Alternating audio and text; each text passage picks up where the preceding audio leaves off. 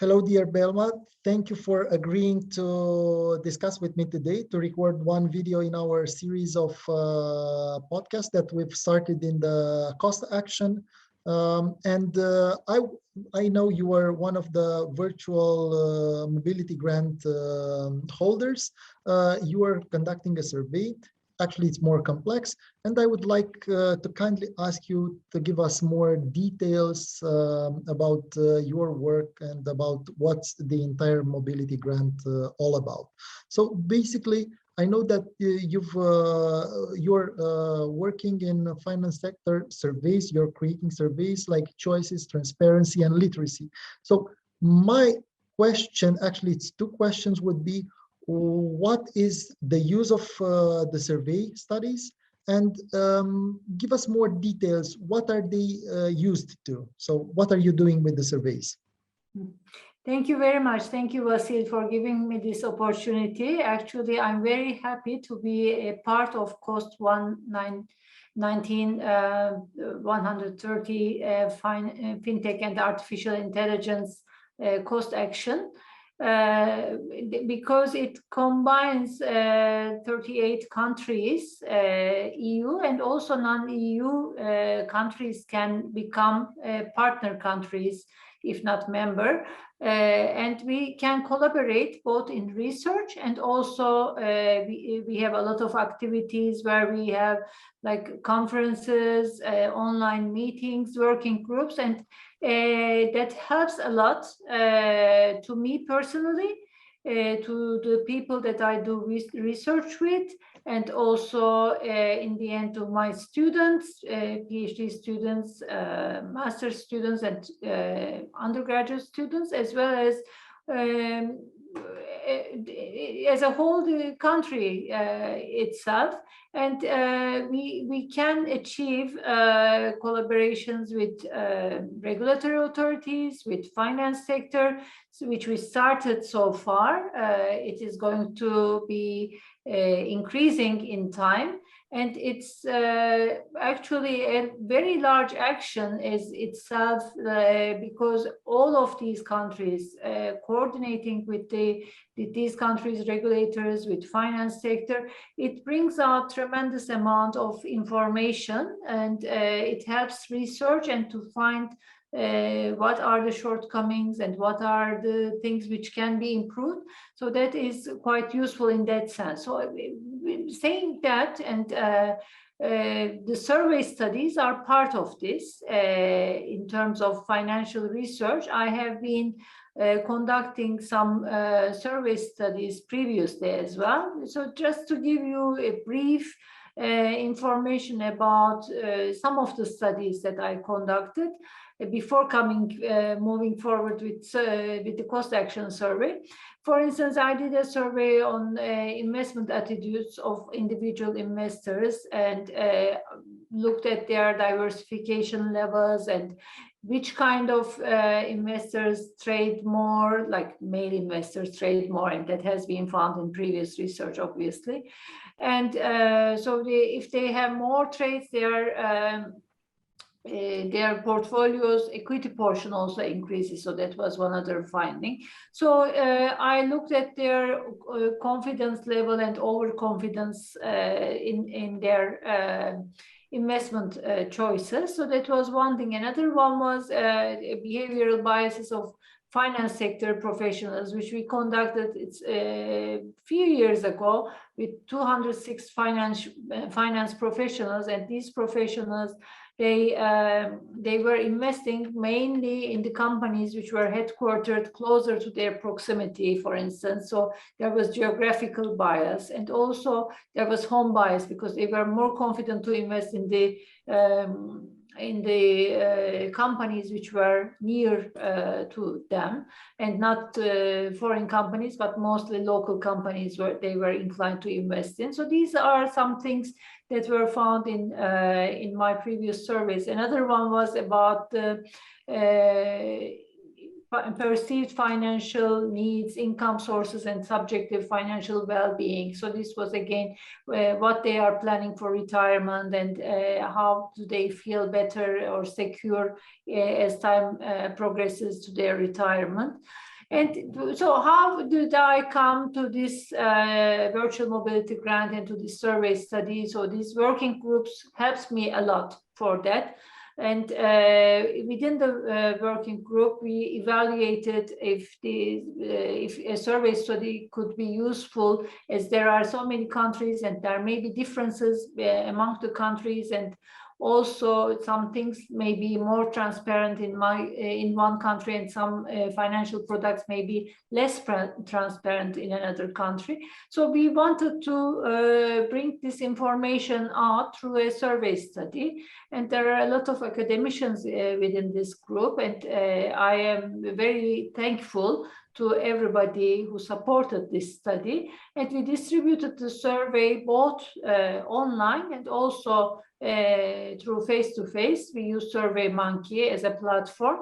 And first we started with finance sector employees, or the people from finance sector, but then we included also students, academicians, so it's a more broad network, and we are collecting until the end of October, and I hope that that will be useful to the action.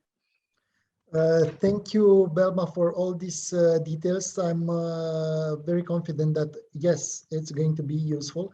And you've touched a little bit on them, but I would kindly ask you to point again the advantages of running such a study in our network. So if you can just briefly mention them again, would be great. Mm-hmm. So we are conducting the survey. First of all, we will get the demographics once we do the surveys, like age, gender, education, and so any kind of financial information that they would like to share, and employment, marital status, these kind of things. So that is one thing, and so this information will be linked with their information about their ideas about the transparency of individual financial sector products like equities, structured products, real estate, or bonds. So these could be government bonds or private sector bonds, ETFs, mutual funds, etc. So and also about their risk perceptions about these financial products. So that's another thing. Then we will also include, we already included that actually, the financial literacy of the people who respond to the questions. So their literacy is quite important for us, because we have a chance to evaluate if their perceived risk level and transparency level of these financial products changes with their financial literacy levels. So what is the use of this study in that sense? So we will gather all these information. So what are we going to do with this information? So first of all, so far we have some responses. It's not finished, but I can say, for instance, for structured products, derivatives, or cryptocurrencies, most of the people who responded to the survey, they think that these products are less transparent. So to bring out this information is quite useful in that sense, both for us academicians, for both in financial sector, and also for the regulatory authorities, because it's obvious that there is a need to increase the transparency if people are going to invest in these products.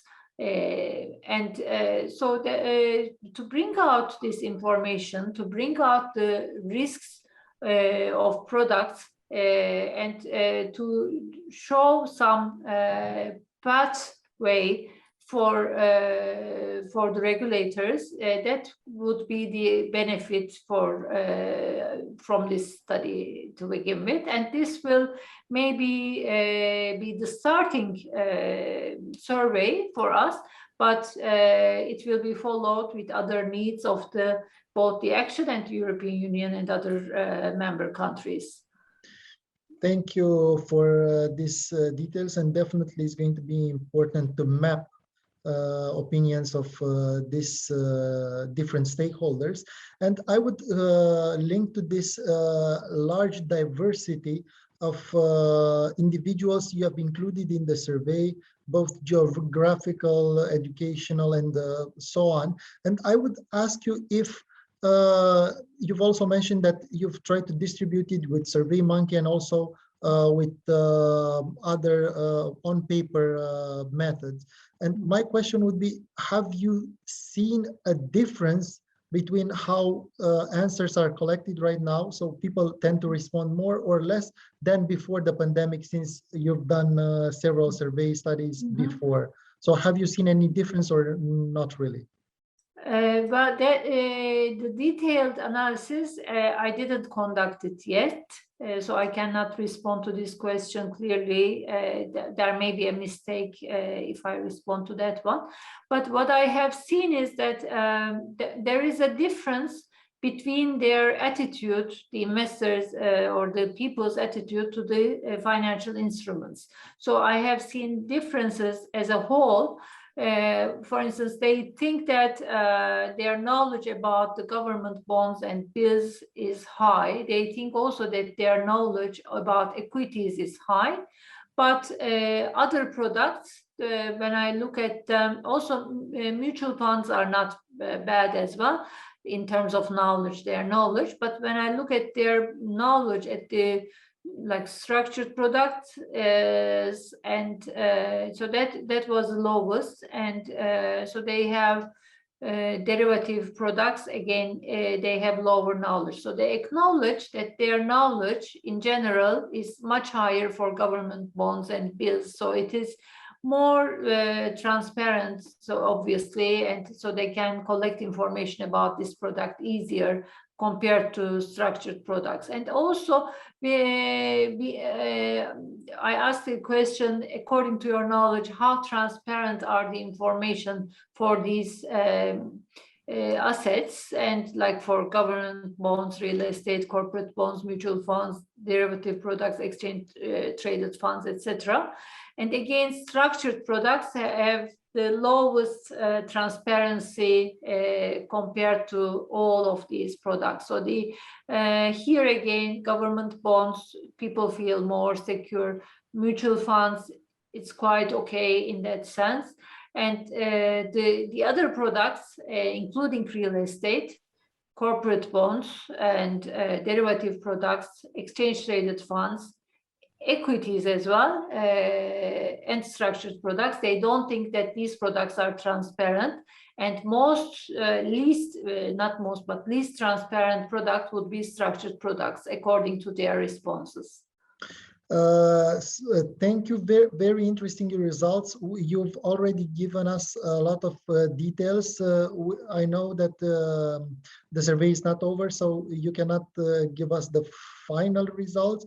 But before closing, I would kindly ask you to, from what you have now, give us a little bit about transparency, literacy, but connected with the crypto assets, which are very hot nowadays, and everybody is investing. Everybody says that they know a lot, but what's actual the results from the survey? What are? So again, I don't have the exact results out of the survey yet about the cryptocurrencies, but that was also included in the study. And interestingly, at least in Turkey, what I can see is that people are quite interested in cryptocurrency trading. I don't know about investment, but they are interested in trading. And we will collect the responses, and I will share it once we have the final responses analyzed for the cryptocurrencies. But it shows that including cryptocurrencies as another asset of investment made sense, because in the beginning it was a decision area, so it makes sense to include that one. And the amount of financial research about Bitcoin and other cryptocurrencies coming out exponentially, increasing exponentially, it shows that as well. Recently, there has been a lot of research in that area. Thank you very much. Yes, indeed, it has been a lot of research, and also the companies and regulators are getting much more resources and attention to the field, because it became somehow important and visible for everybody. Like everybody has something to say or is interesting nowadays in this sector field of crypto assets, currencies, and other products in this domain. So thank you very much, Belma, for your time and for giving us the details. And definitely we'll wait to see the results, and probably in the network and in the working group, they will be largely discussed, and probably some of them will be very interesting, revealing insights totally against what we think the investors and the population thinks about. So thank you again, and have a great day ahead. Thank you very much for having me in this video. Thank you very much, Vasil.